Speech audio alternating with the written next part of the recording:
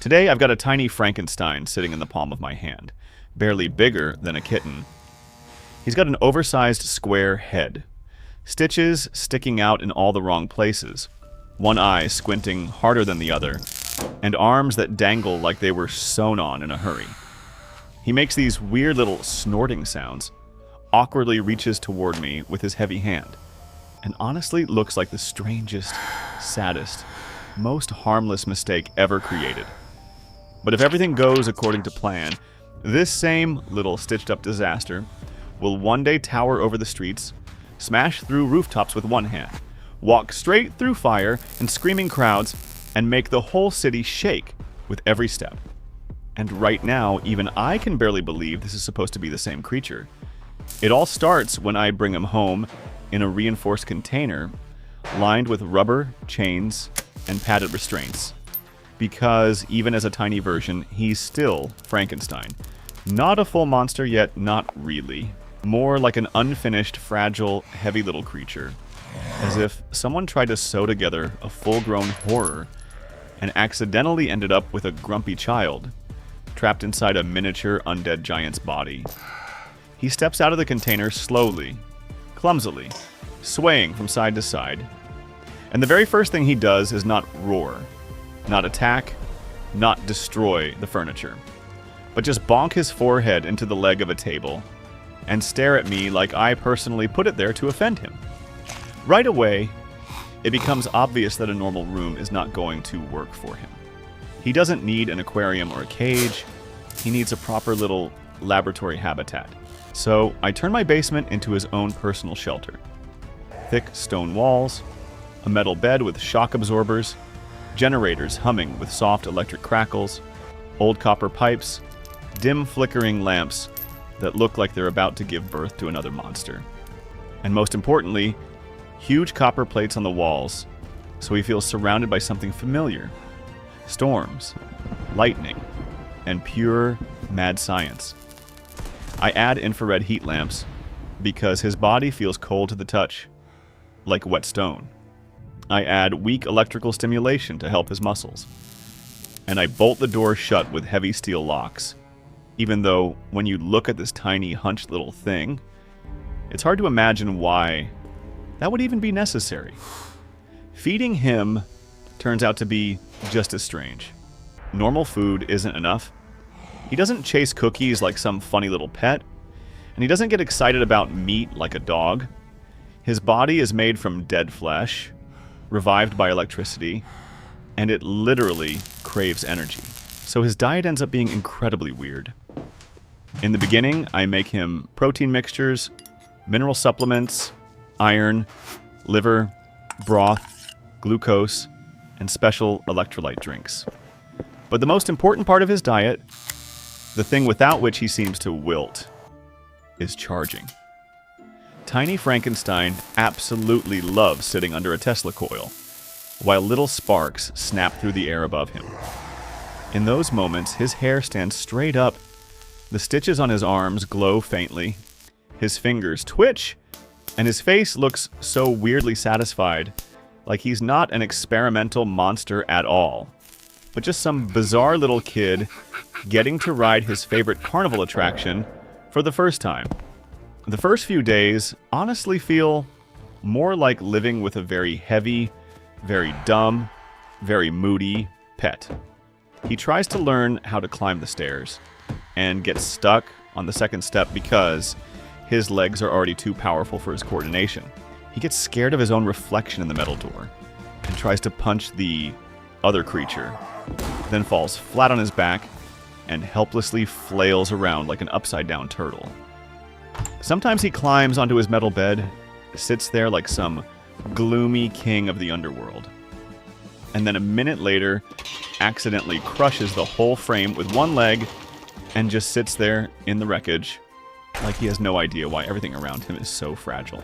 But even at this ridiculous stage, there are already signs of what he's going to become. First, I notice he's growing almost unbelievably fast. His hands get wider, his shoulders get heavier, his neck gets thicker, the stitches across his chest stretch tighter. If on the first day, he barely reached my knee, After just a few days, he's already confidently shoving around a heavy lab cart like it's a toy. Then one night, I walk downstairs and find him sleeping on the floor because he rolled over in his sleep and crushed his bed under his own weight. And that's the first moment it stops being funny, because just a little while ago, he fit in my arms, and now metal furniture is cracking under him like dry sticks. That's when I start training him. Not as a fighter yet. Not yet. At first, I just need him to learn how to exist inside his own body. I hang up rubber and chain punching bags, stack heavy blocks, and build simple obstacle courses. At first, he's awful. His swings are too wide. He loses balance. He breaks things he was only supposed to push. But that's exactly what makes him feel true to Frankenstein's nature. He's not a graceful predator, and he's not some agile beast. He is raw force, stitched together piece by piece, born from pain, and with every training session, that force starts waking up. After a while, he's not just waving his arms around anymore. He's learning how to put his full body weight into every hit. And when his little fist punches through a thick wooden board for the first time, I realize this path is leading somewhere much darker than a weird little pet. As he grows, so does his personality. At first, he's more like a grumpy child. He sulks when I turn off the coils, grumbles when he doesn't get extra food, and jealously guards his favorite iron chain for reasons I don't fully understand. But the bigger he gets, the more that classic Frankenstein loneliness starts waking up inside him. He spends longer staring into the dark, or staring. More often, he retreats into the far corner of the basement and just sits there motionless, like he's thinking thoughts that are way too heavy for a creature that only recently couldn't even handle the stairs. He understands more and more that he is different from everything alive around him. And that doesn't just make him stronger, it makes him more dangerous. The first serious leap happens during one of his charging sessions. I increase the power to help his muscles adapt to the new mass, and suddenly the entire basement blacks out. For 1 second, everything is completely dark. Then the generators kick back on, and I see him standing in the corner of the room. Not small anymore. Not funny anymore. Steam rises off his body into the cold air. The stitches across his chest glow dim blue, and his fingers slowly curl into fists with a heavy, deliberate force, like something new has come alive inside them. He's grown again. Now he almost reaches my waist. And the scariest part is that he doesn't look clumsy anymore. He looks heavy. After that, his diet has to become even more serious. More protein, more minerals, much more electricity. Sometimes I'm basically feeding him out of a giant metal basin, like he's some industrial machine trapped inside the body of a living corpse. He eats greedily, breathes deeper, and his whole body starts filling out with terrifying density. Every day, it becomes harder to remember the funny mini monster who got offended by a table. Now he can push a refrigerator aside with one hand. He can rip out a metal pipe if something irritates him. He can slam his fist into concrete hard enough to send cracks racing across the floor. And all of this still isn't his final form. This is only the middle. To keep him from losing his mind in the basement, I take him outside for the first time. At night, of course, wrapped in an old oversized hoodie, with the hood barely hiding his square head and those strange stitches. At first, the outside world is just the backyard. Cold air. Wet grass. The sound of distant cars. He steps carefully, nervously, like a creature being born for real for the first time. He touches a tree like he can't believe it's alive. He stares at the moon like he recognizes something ancient and familiar in it. And then he accidentally squeezes a garden bench and crushes it in his hand, like cardboard. And once again, I have to remind myself, this is not yet the monster that will walk through a city. But he's definitely no longer the tiny, pathetic stitched up pet from the beginning. After that, the most dangerous phase begins. Growing up in the real world. The bigger he gets, the harder it becomes to keep him hidden. You can't just sneak him outside anymore. The basement starts feeling cramped. Doorways get in the way. His shoulders nearly scrape the frames. His bed is long gone, turned into twisted scrap metal. When he gets irritated, the lights in the house flicker. When he wakes up after a strong charging session, you can hear his joints cracking, like someone bending rebar. And most importantly, new abilities begin to appear. He starts tolerating pain far better. The things that used to make him back away now only make him angry. He becomes almost immune to cold. His muscles take on a monstrous density. He can absorb electrical shocks that would kill a person and come out looking even more awake than before. Sometimes during storms, he becomes something else entirely. Stronger, heavier, more alive. As if lightning doesn't just power him, it reminds his body why it was built in the first place. Of course, with strength comes trouble. At first, it's small things. He accidentally smashes through a door with his shoulder, breaks part of a wall by rolling over in his sleep, leaves finger dents in the wooden railing. Then it gets worse. The neighbors start complaining about strange sounds at night. Someone spots a giant silhouette in the window. One day, a delivery guy catches a glimpse of his face when I don't close the door fast enough, and he launches himself off the porch faster than I can even explain anything. That's when I realize the home stage is over. He's outgrown it the same way a child outgrows shoes. Except my child can rip a gate off its hinges. So I move him somewhere more fitting. An abandoned industrial complex outside the city. High ceilings, concrete walls, rusted cranes, empty hangars. For the first time, he actually looks like he belongs somewhere. No longer like a ridiculous mistake. More like a giant shadow among rusted steel. A creature that almost feels destined to have opened its eyes in a place like this. I build him a new habitat there, generators several times more powerful, steel platforms, chain-based training rigs, freezing recovery pools, reinforced gates. But even while I'm building it, I can feel the truth. I'm not making a home for a pet anymore. I'm building a lair for a monster. And that's where his growth becomes truly spectacular. Before, he was mostly just getting bigger. Now he actually starts changing in ways you can feel. His back widens like whole new slabs of muscle are growing under the skin. His stitches grow rougher and darker. His face becomes heavier, harder, more frightening.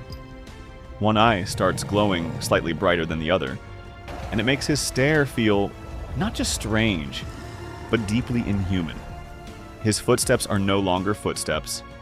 They're impacts. You can hear him breathing from the other side of the hangar. He lifts steel beams like branches. And every time I look at him, I see that pathetic little bundle of stitches from the beginning sitting in my hands. The contrast is so extreme by this point that my brain almost refuses to accept it. Now the training gets brutal.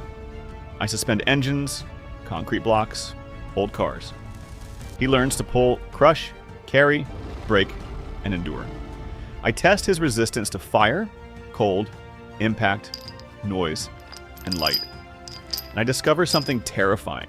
The harsher the challenge, the better he adapts.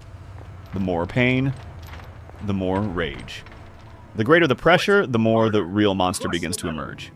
He can't be thought of as a pet. I'm simply raising anymore. It feels like I'm accelerating the birth of a legend that may decide at any moment it no longer needs its creator. The first real conflict happens when scrap thieves sneak into the hangar. They think they've found an empty, abandoned site. One of them shines a flashlight into the dark, hears heavy breathing somewhere inside, and only has time to say something short and stupid. Then Frankenstein steps out of the shadows at full height. By this point, he's taller than any human, wider than a doorway, and heavier than he looks like he should even be possible. He doesn't attack at first, he just walks forward. And that's enough. The men panic, drop their tools, trip over themselves trying to run, while he roars after them so hard that dust falls from the ceiling. That night, for the first time, I see how his power affects not just objects, but people. He becomes a threat not because he wants to kill, but because his mere existence already makes the world around him start to break. After that, hiding him becomes impossible. Rumors start spreading online about a factory giant, a living corpse, some kind of storm monster. People start driving out to the complex, filming from a distance, chasing a viral sighting. And of course, during all of this, he keeps growing. Taller, broader, heavier. In his quieter moments, he's still capable of things that are almost touching. Sitting in the rain with his face lifted toward the lightning, carefully holding the old iron chain from his childhood, listening to the hum of generators like it's some kind of lullaby. But now none of it feels cute anymore. Now it feels tragic, because every one of those gestures belongs not to a pet, but to a giant creature rapidly outgrowing every world it's placed inside. And that's when the real threat arrives. Not a crowd with phones, not curious trespassers, but serious people with serious weapons who decide the monster has to be destroyed before it ever gets out. One night, the whole complex gets surrounded. Searchlights slice through the darkness. Drones buzz over the roof. Metal rattles. Sirens scream. I try to lead him deeper into the structure, but it's too late. They're already here. And my Frankenstein, the one who once couldn't get off of bed properly, is finally facing a world that has come to kill him for real. At first, he holds his own.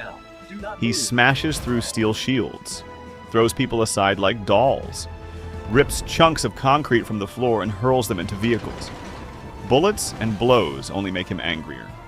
He roars, pushes forward, and for a moment it feels like this is it, the final form. The legendary monster the whole story has been building toward. But it isn't, not yet. Because the people attacking him came prepared. They fire electrified harpoons, use freezing foam, chain winches, sonic bursts. His size starts working against him. He gets tangled, slowed down, forced onto one knee. And in that moment, I see the thing I feared most. This giant creature, now too big to even fit comfortably in the hangar, suddenly reminds me of that tiny, pathetic, confused little Frankenstein from the beginning. Only now he isn't falling beside a table. He's falling under floodlights, gunfire, and human screams. For a moment, it looks like it's over. Chains tighten around him. The concrete cracks underneath.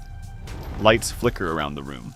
He roars now, not with anger, but with pain. And for 1 second, a horrible thought flashes through my mind. I really did raise him from that ridiculous little stitched basement creature into this monstrous being, only to watch him get finished off on the floor of an abandoned factory. But then the storm begins. First, thunder rolls somewhere far away. Then rain starts hammering the roof. Then the whole world trembles under a deeper rumble. Frankenstein lifts his head, and in his eyes, something changes. Not just anger, not just fear, but the inevitable transformation the entire story has been leading toward. Every stitch across his body begins to glow brighter. His muscles swell, like they're being pumped full of electricity from the inside. The chains strain. Metal groans. And when the first lightning bolt finally tears through the shattered roof, it hits him directly. What rises after that can no longer be called a pet, an experiment, or even just a giant monster. This is Frankenstein's final form. Massive, horrifying, alive with storm energy, made of flesh, scars, metal, and fury.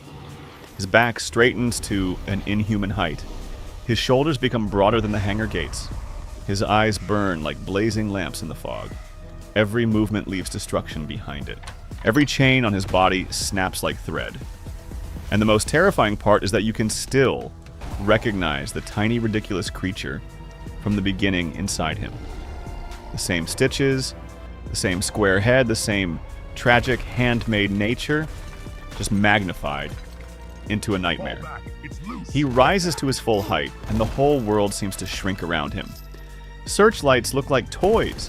Vehicles look fragile. People look impossibly small. He roars so hard the nearest windows explode, and then he moves forward. Not running, not rushing, just walking like an unavoidable disaster. He smashes armored vehicles aside with his shoulder, tears steel cables apart with his bare hands, lifts an entire platform, and throws it into a tower of floodlights. Lightning keeps crashing around him like the storm itself has chosen him as its living conductor. And with every clap of thunder, he looks even more terrifying. The final battle turns into a full-scale catastrophe. He walks through fire, through explosions, through steel. They try to stop him from every direction, but it's too late. What began as the story of a funny little pet with crooked stitches and a ridiculous walk ends with the birth of a creature so monstrous that just seeing it makes you want to run. He's no longer trying to hide, no longer trying to stay quiet, no longer trying to fit inside the human world. He has completely outgrown it.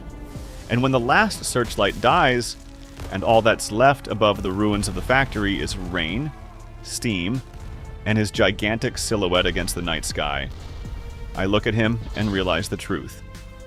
At the beginning, I had a pathetic, strange, almost cute little mistake sitting in my palm. It's transforming. A creature that could barely walk and got offended by furniture.